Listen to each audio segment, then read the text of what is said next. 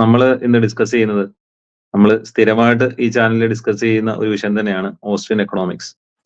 ഈ അടുത്ത ദിവസം ഒരു ചാനലില് ഓസ്ട്രിയൻ എക്കണോമിക്സിനെ പറ്റിയിട്ട് ഒരാളൊരു ചോദ്യം ചോദിക്കുകയും അതിന് കൊടുത്ത ഉത്തരങ്ങളും അതാണ് നമ്മൾ ഇന്ന് അനലൈസ് ചെയ്യുന്നത്. അതിൽ എത്രമാത്രം ശരിയുണ്ട്, ആ പറയുന്ന കാര്യങ്ങളിൽ എന്തെങ്കിലും അർത്ഥമുള്ളതാണോ, യഥാർത്ഥത്തിൽ എന്താണ് ഓസ്ട്രിയൻ എക്കണോമിക്സ് എന്ന കാര്യങ്ങളൊക്കെയാണ് നമ്മൾ ചർച്ച ചെയ്യുന്നത്. ഓസ്ട്രിയൻ എക്കണോമിക്സിനെ കുറിച്ച് രണ്ട് വാക്ക് പറയടാ പ്രതീക്ഷ.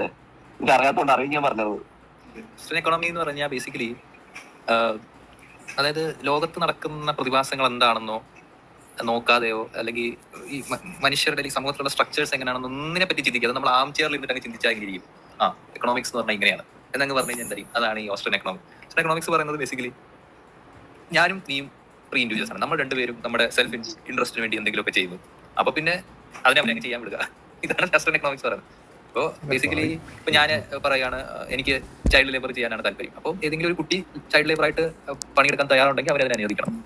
അതാണ് ഓസ്ട്രിയൻ എക്കണോമിക്സ് പറയുന്നത്. അപ്പൊ ഇതിന്റെ പ്രശ്നം എന്താണെന്ന് വെച്ച് കഴിഞ്ഞാൽ ഇത് നമ്മൾ ഒരു ഐഡിയൽ അല്ലെങ്കിൽ യൂട്ടോപ്യൻ വേൾഡിലാണ് നടക്കുന്നതെങ്കിൽ ദിസ് ഇസ് ഫൈൻ. പക്ഷെ ഒരു ഐഡിയൽ വേൾഡ് അല്ല ഇത്. നമ്മൾ ജീവിക്കുന്ന ലോകത്ത് ഓൾറെഡി കുറെ ആളുകൾ ഡിസ്അഡ്വാൻറ്റേജ് ആണ്, ഓൾറെഡി കുറെ ആളുകൾ ഹെവിലി അഡ്വാൻറ്റേജ് ആണ്. അവിടെ നമ്മൾ ഇത്തരം എക്കണോമിക് പോളിസീസ് ജസ്റ്റ് ആം ചെറിയിരുന്ന് നമുക്ക് ലോജിക്കലി ശരിയെന്ന് തോന്നുന്ന കുറെ, അതും ലോജിക്കലി ശരി വെച്ചാൽ അതിന്റെ ഓപ്പോസിറ്റ് സംഭവം നമുക്ക് അതും ലോജിക്കലി ശരിയായിട്ട് എടുക്കാൻ പറ്റും. അപ്പൊ അങ്ങനത്തെ കുറെ പോളിസീസ് കൊണ്ടുവന്നിട്ട് അപ്ലൈ ചെയ്യുമ്പോൾ അത് ഭയങ്കര ഡിസാസ്ട്രസ് ആണ്. അത് നമുക്ക് ചരിത്രപരമായിട്ട് നോക്കിയാൽ നമുക്ക് കുറെ ഡിസാസ്ട്രസ് ആയിട്ടുള്ള റിസൾട്ട്സ് ആണ് തന്നിട്ടുള്ളത്. നിങ്ങൾ എവിടെയാണ് ഈ ഓസ്ട്രിയൻ എക്കണോമിക്സ്? അല്ല, എനിക്കൊരു സംശയമുള്ളത് എന്ന് വെച്ച് കഴിഞ്ഞാൽ ഇവര് പ്രയോറി എക്കണോമിക്സ് എന്ന് പറയുന്നത് എന്ന് വെച്ചാൽ റിയൽ വേൾഡ് എംപിരിക്കൽ ഡാറ്റ ഒന്നും കൺസിഡർ ചെയ്യാതെ മനുഷ്യന്മാർക്ക് ലൈക്ക് കുറച്ച് ഫസ്റ്റ് പ്രിൻസിപ്പിൾസ് എടുക്കുന്നു, അതിനെ ബേസ് ചെയ്തിട്ട് എക്കണോമിക്സ്. അപ്പൊ ഇവർക്ക് ഇതിന്റെ ഇംപ്ലിക്കേഷൻ അറിയാത്തതുകൊണ്ടാണ് ലൈക്ക് ഇവര് അതേ ഓസ്ട്രിയൻ എക്കണോമിക്സ് പറയുന്ന ഈ ടീംസ് തന്നെ സയന്റിസം പ്രൊമോട്ട് ചെയ്യാറുണ്ട്. എംപിരിസിസം മാത്രമാണ് ശരി, ലൈക്ക് ഫിലോസഫി തെറ്റാണ്, പ്രയോറി നോളജ് ഇല്ല എന്നൊക്കെ പറഞ്ഞിട്ട് ഇവരാണ് സെയിം. രണ്ട് ക്യാമ്പാണോ? ഓക്കെ. അപ്പൊ ഈ ആസ്ട്രോ അവര് സയന്റിസം പറയാറില്ല. ഇല്ല, I don't think they say scientist. അവര് ടോക്സിൽ അവര് സോഷ്യൽ സയൻസ് എന്നത് എപ്പോഴും ഒരു ഡിഡക്റ്റീവ് റീസണിംഗിലൂടെ മാത്രം ചെയ്യണം എന്ന് പറഞ്ഞ ഒരു ക്യാമ്പാണ്. ഐ തിങ്ക് അവിടെ രണ്ട് ക്യാമ്പ് ഉണ്ടെന്നു. എന്നോട് വെച്ച് കഴിഞ്ഞാൽ എക്കണോമിക്സ്, ഞാൻ എക്കണോമിക്സ് പണ്ട് എങ്ങനെയാണോ അതോ ഇപ്പൊ എന്താണ് പണ്ട്? അതിനൊരു ഹിസ്റ്ററി ഉണ്ട്. അതായത് പണ്ട് പേര് ഞാൻ പറഞ്ഞു, കാൾ മെങ്കർ എന്നാണ് പുള്ളിയുടെ പേര്. കാൾ മെങ്കറും പിന്നെ പുള്ളിയുടെ ഒരു എന്താ പറയുന്നേ, എന്തോ പറഞ്ഞ മലയാളത്തിൽ സഹപാഠിയല്ലല്ലോ, ഒരു കോമ്പറ്റീറ്റർ അല്ലെങ്കിൽ ഒപ്പോണന്റ്, രണ്ട് കമ്പീറ്റിംഗ് എക്കണോമിസ്റ്റുകൾ ഉണ്ടായിരുന്നു. ഒരാളുടെ പേര് കാൾ മെങ്കർ എന്നായിരുന്നു, മറ്റൊരാളുടെ പേര് ഞാൻ മറന്നുപോയി. അപ്പൊ ആ ടൈമിലെ ഒരു അവസ്ഥ എന്ന് വെച്ച് കഴിഞ്ഞാൽ എക്കണോമിക്സ് ഒരു എന്താ പറയുക, ഒരു അക്കാഡമിക് ഡിസിപ്ലിൻ ആയിട്ടൊന്നും ഡെവലപ്പ് ആയിട്ടില്ല ആ സമയത്ത്. അതൊരു ഹിസ്റ്ററി ആയിട്ടാണ് ആളുകൾ പഠിക്കുന്നത്. അത് ഹിസ്റ്ററിയിൽ ഇങ്ങനെയൊക്കെ ചെയ്തിട്ടുണ്ട്, പണ്ട് നമ്മളിങ്ങനെ ചെയ്തു, പിന്നെ നമ്മളിങ്ങനെ ചെയ്തു, ഒരു ഹിസ്റ്റോറിക്കൽ സ്റ്റഡി ആയിട്ടാണ് അത് നടന്നിരുന്നത്. അപ്പൊ ആ സമയത്താണ് ഈ എക്കണോമിക്സ് എന്ന് പറഞ്ഞൊരു പുതിയ ശാഖയായിട്ട് തന്നെ വരണം എന്നുള്ള രീതിയിലേക്ക് മാറി. ഇപ്പൊ കാൾ മെങ്കർ ആണ് ഈ ഒരു ഐഡിയ മുമ്പോട്ട് വയ്ക്കുന്നത്. ലൈക്ക് ഈ എക്കണോമിക്സിൽ ഇതുവരെ ചെയ്തുകൊണ്ടിരിക്കുന്ന എല്ലാം ഹിസ്റ്റോറിക്കൽ സ്റ്റഡിയാണ്. അങ്ങനെയല്ല നമ്മൾ എക്കണോമിക്സ് ചെയ്യേണ്ടത്. എക്കണോമിക്സിൽ കുറെ ഓൾ എൽസ് ബീങ് ഈക്വൽ എന്ന ഒരു പ്രിൻസിപ്പിൾ എടുത്തിട്ട് നമുക്ക് എപ്രയറി ആയിട്ട് തന്നെ പല കാര്യങ്ങളും ഡെഡ്യൂസ് ചെയ്തെടുക്കാൻ പറ്റും എന്നാണ് പുള്ളി പറയുന്നത്. ഇപ്പൊ ഫോർ എക്സാമ്പിൾ പുള്ളി പറയുകയാണ് മിനിമം വേജ് കൂട്ടി കഴിഞ്ഞ് കഴിഞ്ഞാൽ ഇത് ആളുകളുടെ ഓൾ എൽസ് ബീങ് ഈക്വൽ, ബാക്കി എല്ലാ കണ്ടീഷൻസ് ഈക്വൽ ആണെങ്കിൽ മിനിമം വേതനം കൂട്ടി കഴിഞ്ഞാൽ അൺഎംപ്ലോയ്മെന്റ് ഉണ്ടാകും. ഇത് നമുക്ക് ഫസ്റ്റ് കുറച്ച് ആക്സിയംസിൽ നിന്ന് ഡിറൈവ് ചെയ്തെടുക്കാം എന്നാണ്. അത് കാൾമെങ്കർ അങ്ങനെ എക്സാക്ട്ലി പറഞ്ഞത്. അത് പറയുന്ന എന്താ പറയുക, മീസസ് പോലൊക്കെയുള്ള ആളുകളാണെങ്കിലും കാൾമെങ്കർ ഇങ്ങനത്തെ കുറെ സ്ട്രക്ചേഴ്സ് പറഞ്ഞു വെച്ചത്, അതായത് നമുക്ക് കുറെ കാര്യങ്ങൾ ഇങ്ങനെ ഡെഡ്യൂസ് ചെയ്തെടുക്കാൻ പറ്റുമെന്ന്. അപ്പൊ അന്ന് ഈ കാൾമെങ്കറും ഇവരും തമ്മിൽ കുറെ ഒരു തർക്കം നടന്നു. അപ്പൊ മറ്റേ ആൾ പറഞ്ഞു, അതൊരു നിങ്ങൾക്ക് ലോകത്തെ പറ്റി എന്ത് കഥ നിങ്ങൾക്ക് ഊഹിച്ച് പറയാൻ പറ്റും, ഇൻ അബ്സ്ട്രാക്ട് വേൾഡ് ഇങ്ങനെ നടക്കുന്നൊക്കെ പറഞ്ഞിട്ട്. അപ്പൊ കാൾമെങ്കറിന്റെ ഈ ഒരു തിയറി ശരിയാണെന്ന് വിശ്വസിച്ച് വന്ന ഒരു ഡെവലപ്പ് ചെയ്ത ഒരു ബ്രാഞ്ച് ഓഫ് എക്കണോമിക്സ് ആണ് ഓസ്ട്രേലിയ. അതിലവിടെയാണ് പിന്നെ മീസസ്, പിന്നെ ഹായക്ക്, പിന്നെ എനിക്കൊന്ന് മിൽട്ടൺ ഫ്രീഡ്മാനും കുറച്ചൊക്കെ ചിലർ പറയുന്നത് മിൽട്ടൺ ഫ്രീഡ്മാനും പറയുന്നത് ഹായക്കിന്റെ മീസസിന്റെ ഐഡിയ ഒന്ന് പരിഷ്കരിച്ച് പറയുന്നതാണ്. പക്ഷെ ബേസിക്കലി അൾട്ടിമേറ്റ്ലി ഇവരെല്ലാം പറഞ്ഞു വെക്കുന്നത് വെച്ച് കഴിഞ്ഞാൽ കുറെ ഫസ്റ്റ് പ്രിൻസിപ്പിൾസും ആക്സിയംസും ആണ് എക്കണോമിക്സ് എന്നാണ്. എക്കണോമിക്സ് മാത്രമല്ല, ചിലർ പറഞ്ഞ സോഷ്യൽ സയൻസ് മൊത്തം നമുക്ക് ഇങ്ങനെ ഡിഡക്റ്റീവ്ലി കണ്ടുപിടിക്കാൻ പറ്റുന്നതാണ്. സമൂഹത്തിലെ എല്ലാ കാര്യങ്ങളും ഇങ്ങനെ പ്രിമിസ് 1, പ്രിമിസ് 2, പ്രിമിസ് 3 വെച്ചിട്ട് ഡിഡ്യൂസ് ചെയ്യാൻ പറ്റുന്ന കാര്യങ്ങൾ മാത്രമാണ്. അത് ഈവൻ മെറ്റഫിസിക്സിൽ പോലും നമുക്ക് ചെയ്യാൻ പറ്റാത്ത കാര്യങ്ങളാണ്. അപ്പോഴാണ് നമ്മൾ ഈ എംപിരിക്കൽ വേൾഡിൽ നമുക്ക് ഇങ്ങനെ ലോജിക് നമുക്ക് ഓൾറെഡി നമ്മൾ എടുക്കുന്ന പ്രിമിസുകളെല്ലാം നമ്മുടെ ബയസുകൾക്ക് അനുസരിച്ചുള്ള പ്രിമിസ് ആയിരിക്കും. അതൊന്നും ഇവർ അംഗീകരിക്കത്തില്ല. ഇവർ എംപിരിക്കൽ ഡേറ്റ ഈ സംഭവങ്ങൾക്ക് സെക്കൻഡറി ആണ് കൊടുക്കുന്നത്. കൂടുതൽ ഇമ്പോർട്ടൻസ് നമ്മൾ ലോജിക്കൽ കോഹറൻസ് കൊടുക്കണം എന്നാണ്. അതിന്റെ പ്രശ്നം ഇതാണ്, ലോജിക്കൽ കോഹറൻസ് ആണ് നിങ്ങൾ ഇമ്പോർട്ടൻസ് കൊടുക്കുന്നതെങ്കിൽ ലോജിക്കൽ കോഹറന്റ് ആയിട്ടുള്ള 100 സിസ്റ്റംസ് നമുക്ക് ഉണ്ടാക്കാൻ പറ്റും. ഇപ്പൊ എനിക്ക് പറയാൻ പറ്റും, ഇപ്പൊ ഇവർ പറയണം all human actions are purposeful എന്നൊരു പ്രിൻസിപ്പിൾ എടുക്കുന്നു. ഇവർ കുറെ ഡ്രൈവ് ചെയ്തെടുക്കുന്നത്, അതായത് അപ്പൊ ഇങ്ങനെ കഴിഞ്ഞാൽ അത് പല പ്രയോഗമാണ്, അതാണ് അതുകൊണ്ട് ചെയ്യാൻ പാടില്ല എന്ന് നിങ്ങൾ ഞങ്ങളുടെ ലോജിക്കൽ കോഹറന്റ് എന്ന് പറഞ്ഞാൽ എനിക്ക് നേരെ തിരിച്ചു പറയാൻ പറ്റും. ഓക്കെ, അതേ ആക്സിയം എടുത്തു, all human actions are purposeful എന്ന് പറഞ്ഞൊരു ആക്സിയം എടുക്കുന്നു. എന്നിട്ട് എനിക്ക് വേണമെങ്കിൽ പറയാം, പക്ഷെ ഇങ്ങനെ ചെയ്ത് കഴിഞ്ഞ് കഴിഞ്ഞാൽ ഒരുത്തൻ വേറെ ചൂഷണം ചെയ്യാനുള്ള സാധ്യതയുണ്ട്, അതൊന്നും ചെയ്യരുത്. അപ്പൊ ബേസിക്കലി പക്ഷെ അതൊന്നും അവർ കേൾക്കാറില്ല. അവർക്ക് അതൊന്നും കേൾക്കണം താല്പര്യമില്ല. കാരണം അവർ ആ ഒരു ഓസ്ട്രിയൻ എക്കണോമിക്സ് എന്നുള്ള ഒരു ഭയങ്കരമായിട്ട് ബൈൻ ചെയ്തങ്ങ് ഇരിക്കുകയാണ്. അപ്പൊ അവരത് ഇതൊന്നും അവർക്ക് കേൾക്കണം താല്പര്യമില്ല. കാരണം അവർക്ക് ആ ഒരു മൈൻഡാണ്. പിന്നെ നമ്മൾ കൂടുതൽ അവരുമായിട്ട് എൻഗേജ് ചെയ്തിട്ടും കാര്യമൊന്നുമില്ല. എക്കണോമിക് തീസമാണ് ഇത്. എക്കണോമിക്സിലെ ഒരു തീസാണ്. എക്കണോമിക്സിലെ ഒരു തീസമാണ് ഈ ഓസ്ട്രിയൻ എക്കണോമി എന്ന് പറഞ്ഞു കഴിഞ്ഞാൽ. Exactly ontology. ദൈവം ബൈ ഡെഫിനിഷൻ ഉണ്ട്, അതുകൊണ്ട് ദൈവം ഉണ്ട് എന്ന് പറഞ്ഞ മാതിരിയാണ് ഓൾ ആക്ഷൻസ് ആർ പർപ്പസ്ഫുൾ. അപ്പൊ അതിൽ നിന്ന് നമ്മൾ ഫുൾ സോഷ്യോളജി ഡിറൈവ് ചെയ്യണം. അതിനെ ഒരു പ്രാക്സിയോളജി എന്നാണ് വിളിക്കുന്നത്. മീസസ് ഒക്കെ കൊടുത്ത ഒരു പ്രാക്സിയോളജി. പ്രാക്സിയോളജി വെച്ചിട്ട് ഫുൾ സൊസൈറ്റിയിൽ, അതായത് നമ്മുടെ ജാതി വിവേചനം, ഫെമിനിസം, എല്ലാ സോഷ്യൽ പ്രശ്നങ്ങളും നമുക്ക് ഇങ്ങനെ ഡിറൈവ് ചെയ്തെടുക്കാൻ പറ്റും. അതിലെ ജസ്റ്റ് ഒരു സബ് ബ്രാഞ്ച് മാത്രമാണ് എക്കണോമിക്സ്. അപ്പൊ അതൊക്കെ വിശ്വസിക്കാൻ ചില്ലറ എന്താ പറയുക സോഫ്റ്റ്വെയർ പ്രശ്നങ്ങളൊന്നും പോരാന്നാണ് എനിക്ക് തോന്നുന്നത്. ഈ മീസസിന്റെ റൈവലാണോ ഈ കെയ്ൻസ്? കണ്ടംപററി ആണല്ലോ, അതെനിക്ക് ഞാൻ അത്ര നോക്കിയിട്ടില്ല. പക്ഷേ കെയ്ൻസിയൻ എക്കണോമിയിലുള്ള പ്രശ്നങ്ങൾ ഇതാണെന്ന് പറഞ്ഞാണ് ഈ മിൽട്ടൺ ഫ്രീഡ്മാനും ഇവരൊക്കെ പോളിസി പുഷ് ചെയ്തത്. അതായത് കീൻസിയൻ എക്കണോമി എനിക്ക് ഒന്നിടയ്ക്ക് ഗവൺമെന്റ് ഇന്റർവെൻഷനെ സപ്പോർട്ട് ചെയ്തിരുന്നു. അത് എന്തെങ്കിലും പാടുമ്പോൾ ഗവൺമെന്റ് ഇന്റർവ്യൂ ചെയ്യണം. അപ്പം ഇവർ വന്ന് പറയുന്നത് നോ, ഗവൺമെന്റ് മാറിക്കണം, അവരങ്ങ് മത്സരിച്ച് അങ്ങ് ശരിയാക്കി എടുക്കുന്നൊക്കെയാണ് ഇവർ വിശ്വസിക്കുന്നത്. ഇത് മറ്റേ ലിബറലിസം തന്നെയല്ലേ? ലിബർട്ടേറിയനിസോ അങ്ങനെ എന്തോ സാധനം ഇത്? ലിബർട്ടേറിയൻസ് ആണ് ഇവര്. മിൽട്ടൺ ഫ്രീഡ്മാൻ ചിക്കാഗോ ഇവിടെ കമന്റ് മിൽട്ടൺ ഫ്രീഡ്മാൻ ചിക്കാഗോ സ്കൂളാണെന്ന്. പക്ഷേ മിൽട്ടൺ ഫ്രീഡ്മാൻ പറയുന്നത് ഹൈക്കുമായിട്ട് വലിയ വ്യത്യാസമില്ല എന്നുള്ള ഇന്റർപ്രിട്ടേഷൻ ഉണ്ട്. വലിയ വ്യത്യാസമില്ലാത്ത കാര്യങ്ങളാണ് പറഞ്ഞത്.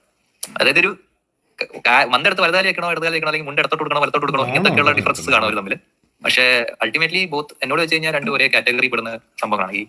ഈ ഫ്രീഡത്തിന് വേണ്ടി ഇതൊക്കെ ഫ്രീഡം ആണ് അവർ പറഞ്ഞത്. നമ്മുടെ ചാറ്റിലൊക്കെ കുറെ പേര് ഒന്നും പറയാറില്ല. അതായത് ഞാൻ ഈ ഒരു ഓസ്ട്രിയൻ എക്കണോമിയെ കുറിച്ച് സംസാരിച്ചപ്പോൾ ഒരാളെന്ന് പറഞ്ഞു ഈ ചൈൽഡ് ലേബർ ഒക്കെ കുട്ടികളൊക്കെ ആണെങ്കിൽ നമ്മൾ അലോ ചെയ്യണമെന്ന്. കുട്ടികളൊക്കെ ആണെങ്കിൽ കാരണം എന്താ, കുട്ടികൾക്ക് അത് ചെയ്യണമെന്ന് ആഗ്രഹമുണ്ട്, കമ്പനികൾക്ക് കുട്ടികളെ കൊണ്ട് പണിയെടുപ്പിക്കണമെന്ന് ആഗ്രഹമുണ്ട്. അപ്പൊ രണ്ടുപേർക്കും ആഗ്രഹം ഉണ്ടെങ്കിൽ നമ്മൾ അംഗീകരിച്ച് കൊടുക്കേണ്ടതാണ്. പോയിന്റ് ഈസ് കുട്ടികൾക്ക് അറിയാൻ പറ്റുമോ നമ്മളെ ഇവിടെ ചൂഷണം ചെയ്യുവാണോ ഇല്ലയോ എന്നുള്ള ഒരു സംഭവം ഇല്ലല്ലോ. അതൊന്നും ഇവർക്ക് അറിയേണ്ട കാര്യമില്ല. ചോയ്സ് ആണ് അവരുടെ ചോയ്സ് എന്നാണ് അവർ പറയുന്നത്. ദിസ് ഇസ് വാട്ട് ആ ചോയ്സ് നമ്മൾ തടയുന്നത് ഹ്യൂമൻ ഫ്രീഡത്തിനുള്ള ഇതാണ്. ഇപ്പൊ എന്റെ കമ്പനിയിൽ ആണുങ്ങൾ മാത്രം മതി എന്ന് പറഞ്ഞൊരു കമ്പനി തുടങ്ങുന്ന ചോയ്സ് ആണ്. ഓസ്ട്രിയൻ എക്കണോമിക്സ് പ്രകാരം നമ്മൾ ബലം പ്രയോഗിക്കുന്നില്ല. ഇപ്പൊ ഞാൻ പറയുകയാണ് എന്റെ വീട്ടിൽ ദളിതർ കയറാൻ പാടില്ല, ഞാൻ ആരും ബലം പ്രയോഗിക്കുന്നില്ല. എന്റെ പ്രോപ്പർട്ടിയാണ്, എന്റെ പ്രൈവറ്റ് പ്രോപ്പർട്ടിയിൽ ഞാൻ തീരുമാനിച്ചു എന്റെ പ്രോപ്പർട്ടിയിൽ ദളിതർ കയറാൻ പാടില്ല. അല്ലെങ്കിൽ ഞാനൊരു സ്കൂൾ നടത്തുകയാണ്, ഞാൻ പറയുകയാണ് ഇവിടെ കറുത്ത വർഗ്ഗക്കാർ മാത്രമേ വരാൻ പാടുള്ളൂ. ചോയ്സ് ആണ്. ഓസ്ട്രിയൻ എക്കണോമിക്സ് പ്രകാരം അത് ചോയ്സ് ആണ്.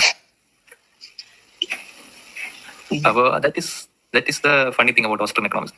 ഇതൊക്കെ ഭയങ്കര സീരിയസ് ആയിട്ട് ആളുകൾ എടുക്കുന്നു എന്നാണ് എനിക്ക് മനസ്സിലായത്. ഇത്രയും ഭയങ്കര സീരിയസ് ആയിട്ട് ആളുകൾ എന്നൊക്കെ വിശ്വസിക്കും. കാരണം ഇത് കുറെ പ്രോമിസസ് വരുന്നുണ്ട്. നിങ്ങൾ ഭയങ്കര എന്താ പറയുക ഫ്രീഡം, നിങ്ങളുടെ സന്തോഷം, സമാധാനം, ഒരു തരത്തിലുള്ള തടസ്സങ്ങളും ഇല്ല, സ്വതന്ത്ര ലോകം ഒക്കെയാണ് ഇത് പറയുന്നത്. നമസ്കാരം അഭിലാഷ്. ഞാൻ ആ വീഡിയോ കണ്ടായിരുന്നു.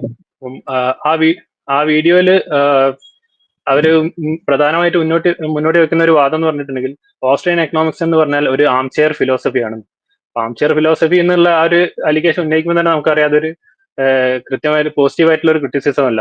അത് ഓസ്ട്രിയൻ എക്കണോമിക്സ് എന്താണ് പറയുന്നതോ അല്ലെങ്കിൽ എന്താണോ അതിലുള്ള കാര്യങ്ങൾ എന്നുള്ളത് ഇന്ന കാര്യങ്ങൾ കൊണ്ട് തെറ്റാവുന്നു എന്നുള്ളത് പ്രൂവ് ചെയ്തുകൊണ്ടല്ല അവർ ഒരിക്കലും ഓസ്ട്രിയൻ എക്കണോമിക്സിനെ ക്രിറ്റിസൈസ് ചെയ്യുന്നത്. അതിന് പകരം ഓസ്ട്രിയൻ എക്കണോമിക്സ് ആരും എടുക്കരുത് എന്നുള്ള ഒരു ഉദ്ദേശത്തോടു കൂടിയാണ് നമ്മൾ ആം ചെയർ എക്കണോമിസ്റ്റുകളാണ്, അല്ലെങ്കിൽ റിയൽ ലൈഫിനെ പറ്റി ഇതൊരു നോളജും തരുന്നില്ല അങ്ങനെയൊക്കെ പറഞ്ഞിട്ട് ആ വാദത്തിന്റെ മെറിറ്റ് പോലും നോക്കാതെ തള്ളിക്കളയുക എന്നുള്ളൊരു പ്രവണത. അപ്പൊ അതാണ് ആ വീഡിയോയിൽ ആ പുള്ളിക്കാരൻ പ്രത്യേകിച്ച് പ്രൂവ് ചെയ്യാൻ വേണ്ടി ശ്രമിക്കുന്നത്. ഒരു ആം ചെയർ എക്കണോമിക്സ് ആണ് പറയുന്നത്, അല്ലെങ്കിൽ ആം ചെയർ ഫിലോസഫിയാണ് പറയുന്നത്, അതുകൊണ്ട് നിങ്ങൾ ഇത് സീരിയസ് ആയിട്ട് കൺസിഡർ ചെയ്യേണ്ട കാര്യമില്ല. ഇതന്നെ പറഞ്ഞുകൊണ്ടിരിക്കും. ഇനി എന്തുകൊണ്ടാണ് അയാൾ അങ്ങനെ പറയുന്നത് എന്നുള്ളതിനുള്ള വാദം മുന്നോട്ട് വെക്കുന്നത്, അയാൾ പ്രധാനമായിട്ട് മുന്നോട്ട് വെക്കുന്ന വാദം പറഞ്ഞിട്ടുണ്ട്. നമ്മൾ സ്ഥിരമായിട്ട് ഈ ചാനൽ ഡിസ്കസ് ചെയ്തിട്ടുള്ള ഒരു വാദമാണ് ഡാറ്റ മാത്രവാദം. ചില ഡാറ്റ എടുക്കാതെ ലോജിക് മാത്രം വെച്ച് സംസാരിക്കാന്നുണ്ടെങ്കിൽ അത് റിയൽ ലൈഫിനെ കുറിച്ച് യാതൊരു നോളജും നമുക്ക് തരുന്നില്ല. അതുകൊണ്ട് ലോജിക് മാത്രം വെച്ച് സംസാരിക്കുന്ന ഒരു പോയിന്റ് എന്ന് പറഞ്ഞാൽ നമ്മൾ എടുക്കേണ്ട ആവശ്യമില്ല. എംപിരിക്കലി വെരിഫയബിൾ ആണെങ്കിൽ മാത്രമേ ആ ഒരു സ്റ്റേറ്റ്മെന്റ് ശരിയായിട്ട് നമുക്ക് കൺസിഡർ ചെയ്യാൻ വേണ്ടി പറ്റുള്ളൂ എന്നുള്ളത്. അപ്പം അതിന്റെ ഏറ്റവും വലിയൊരു ഐറണി എന്താന്ന് വെച്ചിട്ടുണ്ടെങ്കിൽ ഈ പറയുന്ന ഓസ്ട്രിയൻ എക്കണോമിക്സ് ഡാറ്റ ഉപയോഗിച്ചല്ലാതെ ലോജിക് മാത്രം വെച്ചാണ് സംസാരിക്കുന്നതെന്ന് പറയുന്ന ഈ ചാനലിൽ നിരന്തരം വന്നുകൊണ്ടിരിക്കുന്ന കാര്യങ്ങൾ കണ്ടന്റുകൾ എന്ന് പറഞ്ഞിട്ടുണ്ടെങ്കിൽ എപ്പിസ്റ്റമോളജി, മെറ്റാഫിസിക്സ്, ലോജിക്, ഇതിനെ കുറിച്ച് തന്നെയാണ് അവർ പറയുന്നത്. അവർ തന്നെ അവരെ വീഡിയോസിൽ തന്നെ പലപ്പോഴും അവർ പറഞ്ഞിട്ടുണ്ട് സയന്റിസം എന്നുള്ളത് ശരിയല്ല, അല്ലെങ്കിൽ സയന്റിസം എന്നുള്ളത് മോസ്റ്റ് അബ്സർഡ് ആയിട്ടുള്ള ഒരു ക്ലെയിം ആണ്. തീസം മുന്നോട്ട് വെക്കുന്ന പോലെ തന്നെ ഉള്ളൊരു പൊസിഷനാണ് സയന്റിസം. സയന്റിസം എന്ന് പറഞ്ഞിട്ടുണ്ടെങ്കിൽ സയൻസ് ഉപയോഗിച്ച് മാത്രമേ നമുക്ക് റിയൽ ലൈഫിനെ കുറിച്ചുള്ള നോളജ് നേടാൻ പറ്റൂ എന്ന് വാദിക്കുന്ന ഒരു കൂട്ടം ആൾക്കാരാണ് സയന്റിസം എന്ന് പറയുന്നത്. സയന്റിസത്തിനെ നിരന്തരമായിട്ട് ക്രിട്ടിസൈസ് ചെയ്ത ഒരു ചാനലാണ് ആ ചാനൽ. ആ ചാനൽ വന്നിട്ടാണ് പറയുന്നത് ഇവർ എംപിരിക്കലി വെരിഫയബിൾ അല്ലാത്ത ഒരു സാധനം മാത്രം എടുത്ത് ആണ് ഓസ്ട്രിയൻ എക്കണോമിക്സ് സംസാരിക്കുന്നത്, അതുകൊണ്ട് ഓസ്ട്രിയൻ എക്കണോമിക്സ് ശരിയല്ല എന്നുള്ളത്. അത് തന്നെ വളരെ വലിയൊരു ഐറണി ആയിട്ടാണ് എനിക്ക് തോന്നുന്നത്. അത് എനിക്ക് തോന്നുന്നു അവിടെയുള്ള ആളുകൾക്കൊന്നും ഓസ്ട്രിയൻ എക്കണോമിക്സ് എന്താണ് പറഞ്ഞതെന്നുള്ളത് അവർക്ക് പ്രത്യേകിച്ച് ഒരു ഐഡിയ ഇല്ല. അപ്പം ഈ ഒരു പുള്ളിക്കാരന് മാത്രമാണ് ഹാംചെയറിൽ ഇരിക്കുന്ന ഒരാൾക്ക് മാത്രമാണ് ഓസ്ട്രിയൻ എക്കണോമിക്സിനെ പറ്റി ചെറിയൊരു ധാരണയെങ്കിലും ഉള്ളൂ. അപ്പൊ അയാൾ പറയുന്നതൊക്കെ ശരിയാണെന്ന് അവർ കരുതിയിട്ട് അവർ അതിനെല്ലാം തലയാട്ടാണ് ചെയ്യുന്നത്. പക്ഷെ ബേസിക്കലി ഇവർ തന്നെ മുന്നോട്ട് വെക്കുന്ന ക്ലെയിംസ് സോറി, ഞാൻ ഇന്ററപ്റ്റ് ചെയ്യാണ്. ചെറിയ ധാരണ ഉണ്ടെന്ന് എനിക്ക് തോന്നുന്നില്ല. വാദങ്ങൾ കേട്ടിട്ട് ചെറിയ ധാരണ ഉണ്ടെന്ന് തോന്നുന്നില്ല. ആംചെയറിൽ ഇരിക്കുന്നു എന്നുള്ളത് ശരിയാണ്. ബാക്കി ഓസ്റ്റിൻ എക്കണോമിക്സിനെ പറ്റി മറ്റുള്ളവർക്ക് ധാരണയില്ലായിരിക്കും, ഇദ്ദേഹത്തിനും ധാരണയില്ല. പിന്നെ ധാരണയില്ലാത്ത വിഷയങ്ങളെ പറ്റിയിട്ടും സംസാരിക്കാൻ കഴിയും എന്നുള്ളതാണ് അദ്ദേഹത്തിന്റെ ഒരു കഴിവ്. ഇതിനു മുമ്പ് നമ്മൾ ഈ ചാനലിൽ തന്നെ നമ്മളൊരു വീഡിയോ ചെയ്തിട്ടുണ്ട് അയൺ റാൻഡിന്റെ. അപ്പം അയൺ റാൻഡിനെ വിമർശിക്കുന്ന കൂട്ടത്തിൽ ഒരാൾ ഇങ്ങനെ അയൺ റാൻഡിനെ പറ്റിയിട്ട് ഇങ്ങനെ അയൺ റാൻഡ് ഭയങ്കര മോശം വ്യക്തിയാണെന്ന് പറഞ്ഞുകൊണ്ടിരിക്കുന്ന കൂട്ടത്തിൽ ഇദ്ദേഹം 2-3 പോയിന്റുകൾ പറയുന്നുണ്ട്. അയൺ റാൻഡിന്റെ പുസ്തകത്തിലെ ആദ്യത്തെ പാരഗ്രാഫിൽ തന്നെ എഴുതിയിരിക്കുന്ന സംഭവമാണ്. അതിനെ പോലും വായിക്കാതെ അതിനെപ്പറ്റി വിമർശിക്കാനൊക്കെ അദ്ദേഹത്തിന് കഴിവുള്ളതാണ്. അപ്പം ആർക്കും ഓസ്റ്റിൻ എക്കണോമിക്സ് അറിയില്ല, പക്ഷെ എന്നാലും അറിയാൻ വയ്യാത്തതിനെ പറ്റി പറയാൻ അദ്ദേഹത്തിന് മാത്രം കഴിവുണ്ട്. അത്രേ ഉള്ളൂ.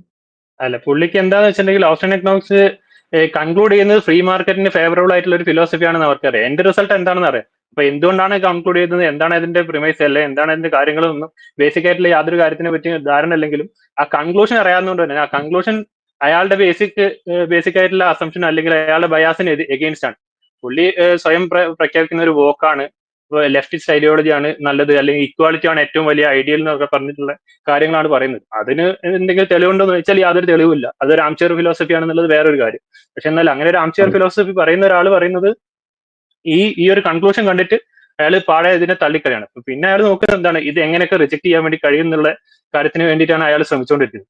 അങ്ങനെ ശ്രമിക്കുന്നതിന്റെ ഭാഗമായിട്ടാണ് ഇവർ തന്നെ ചാനലിൽ പ്രൊപ്പഗേറ്റ് ചെയ്ത സയന്റിസത്തിന്റെ എതിരായിട്ടുള്ള ആർഗ്യുമെന്റ്, ഇവർ സയന്റിസത്തിന്റെ എതിരായിട്ടുള്ള ആർഗ്യുമെന്റ് മുന്നോട്ട് വെച്ചിട്ട് പോലും സയന്റിസത്തിന്റെ ആൾക്കാർ പറയുന്ന അതേപോലെ തന്നെ ഡാറ്റ എടുക്കാതെ അല്ലെങ്കിൽ എംപിരിക്കലി ഒബ്സർവബിൾ ആയിട്ടുള്ള കാര്യങ്ങൾ മാത്രമേ നോളജ് ഉള്ളൂ, അതുകൊണ്ട് തന്നെ ആസ്ട്രോൺ എക്കണോമിക്സ് തള്ളിക്കളയാന്നുള്ളത് പുള്ളിക്കാരൻ പറയുന്നത്.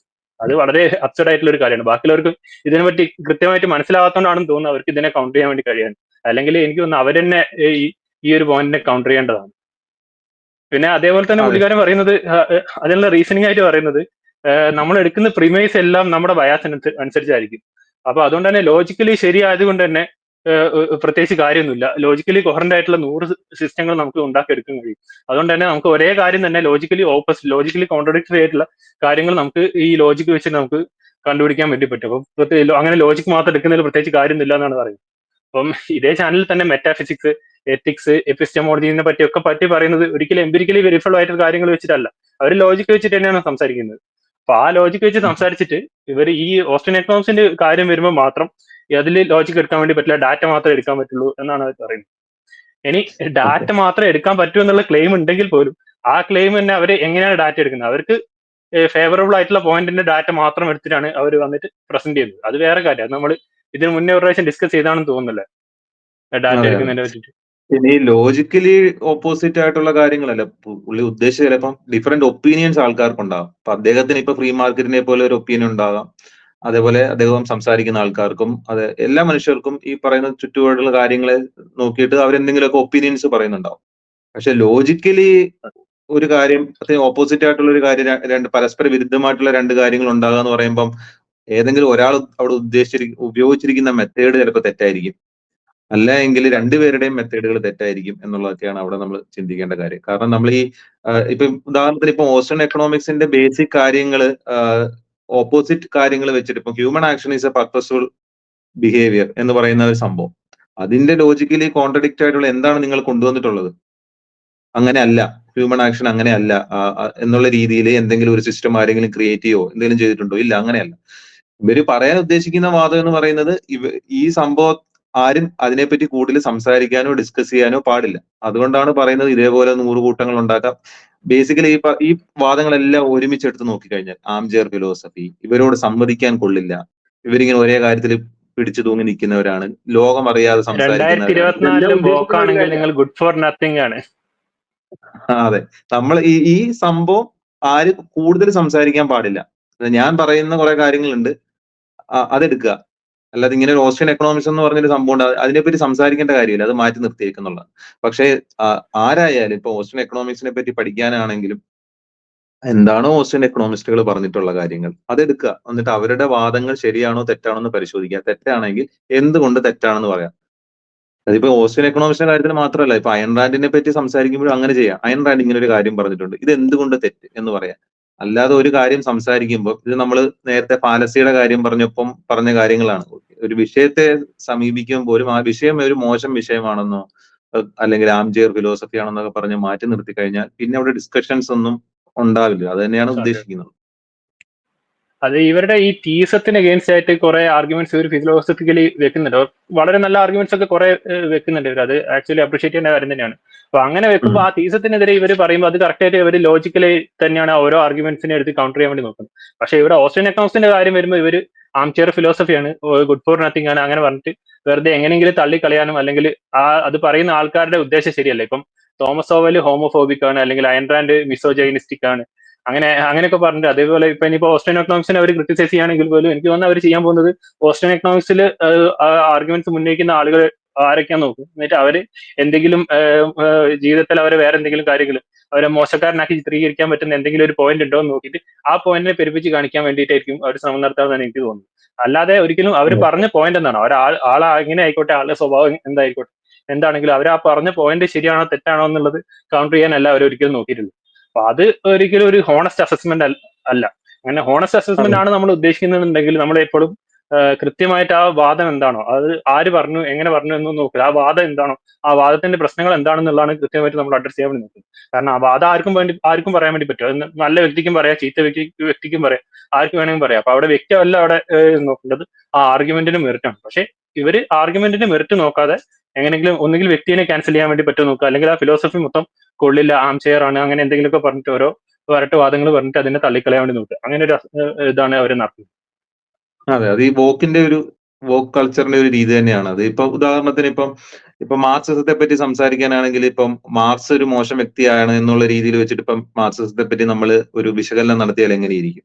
അല്ലെങ്കിൽ ഇപ്പൊ കേരളത്തിലെ കമ്മ്യൂണിസ്റ്റ് പാർട്ടി എന്തെങ്കിലും ചെയ്യുന്ന ഒരു കാര്യം വെച്ചിട്ട് അതാണ് മാർക്സിസം എന്നുള്ള രീതിയിൽ ഒരു അനാലിസിസ് നടത്തി കഴിഞ്ഞാൽ എങ്ങനെയിരിക്കും?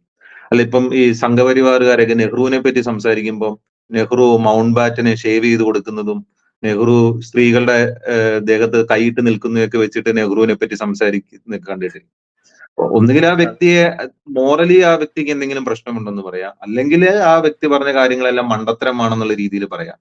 അല്ലെങ്കിൽ ഈ വ്യക്തിയെ പറ്റിയിട്ട് ഇവര് എതിർക്കുന്ന വ്യക്തിയെ പറ്റി മറ്റു വ്യക്തികൾ എന്തെങ്കിലുമൊക്കെ എഴുതിയിട്ടുണ്ടാവും. കുറെ അവർ പറഞ്ഞതും പറയാത്ത കാര്യങ്ങൾ അവരുടെ ഊഹത്തിൽ നിന്ന് എഴുതിയിടും. അതിനെ ഒരു സോഴ്സ് ആയിട്ട് ഉപയോഗിച്ചുകൊണ്ട് സംസാരിക്കാം. ഇപ്പൊ നമുക്ക് ഓസ്ട്രിയൻ എക്കണോമിക്സ്, ഞാൻ നേരത്തെ പറഞ്ഞ പോലെ ഓസ്ട്രിയൻ എക്കണോമിക്സിനെ പറ്റിയിട്ട് മനസ്സിലാക്കണമെങ്കിലോ അതിനെ വിമർശിക്കണമെങ്കിലോ എന്താണോ എഴുതി വെച്ചിരിക്കുന്നത് അത് വായിച്ചു നോക്കുക. ഇപ്പം മീസസ് എഴുതിയിട്ടുള്ള 2-3 പുസ്തകങ്ങളുണ്ട്. ആ 3 പുസ്തകങ്ങൾ എന്താണ് അദ്ദേഹം പറഞ്ഞിരിക്കുന്നത്, എന്താണ് അതിന്റെ പ്രശ്നങ്ങൾ, അത് കുറച്ച് സമയം എടുക്കുന്ന പരിപാടിയാണ്. അത് മനസ്സിലാക്കാനാണെങ്കിലും വിമർശിക്കാനാണെങ്കിലും സമയം എടുക്കുന്ന പരിപാടിയാണ്. പക്ഷെ ആ വഴി കൂടെ പോയാൽ മാത്രമേ ശരിയായിട്ടുള്ള വിമർശനമാവുള്ളൂ. ഇപ്പൊ അങ്ങനെ പോയിട്ടില്ല എന്നുണ്ടെങ്കിൽ പോലും എടുക്കുന്ന ആർഗ്യുമെന്റ്സ്, മീസസ് പറഞ്ഞ കൃത്യമായിട്ടുള്ള ആർഗ്യുമെന്റ്സ് ആണ്, അല്ലെങ്കിൽ അതിന്റെ കൃത്യമായിട്ടുള്ള ഉദ്ദേശത്തിലാണ് പറഞ്ഞ ആർഗ്യുമെന്റ്സിനെ എടുത്തിട്ടാണ് വിമർശിക്കുന്നെങ്കിലും കുഴപ്പമില്ല. അത് അറ്റ്ലീസ്റ്റ് ആ ഒരു പരിപാടിയെങ്കിലും ചെയ്യേണ്ടതാണ് ഇത്. അതുപോലെ ചെയ്യുന്നില്ല എന്നുള്ളതാണ് ഈ കൃത്യത്തിന്റെ പ്രശ്നം. അതെ.